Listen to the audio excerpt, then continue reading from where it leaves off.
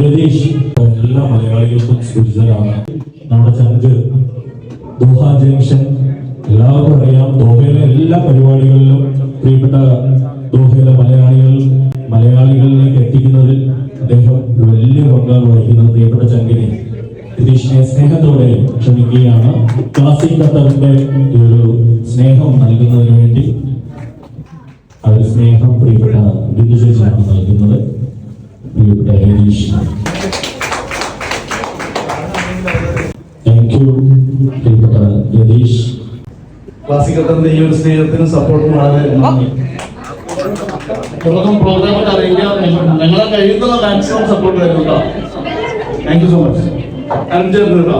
തീർച്ചയായും ദോഹയിൽ നിന്ന് ഒരുപാട് പ്രോഗ്രാമുകൾ ഉണ്ടായിരുന്നു. പലരും അവയിലൊക്കെ പങ്കെടുത്ത് ഇത് കഴിഞ്ഞ് അങ്ങോട്ട് പോയവരും ഒക്കെയാണ്. പ്രിയപ്പെട്ട രതീഷും അതുപോലെ തന്നെയാണ് ഓടി നടന്ന്. കാരണം ഈ പ്രോഗ്രാമുകളൊന്നും കാണാത്ത ഒത്തിരി മലയാളികളുണ്ട്.